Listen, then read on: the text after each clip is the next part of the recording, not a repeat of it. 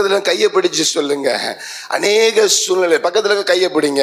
அநேக சூழ்நிலையில எதையோ தேடி அலையிற மந்திரமே உன் கையில தான் இருக்குன்னு சொல்லுங்க. ஆண்டவர் செய்த நன்மைகளை நீ பட்டியல் போட்டு பாரு. உனக்கே உனக்கே உன்னை நினைச்ச வெக்கமா இருக்குன்னு சொல்லுங்க. ஒரு முறை நான் வருஷத்துடைய துவக்கத்துல அன்று நன்மை என்னதான்டா செஞ்சிட்டாருன்னு எழுதுவோம் அப்படின்னு நினைச்சேன். என்ன நினைச்சேன்?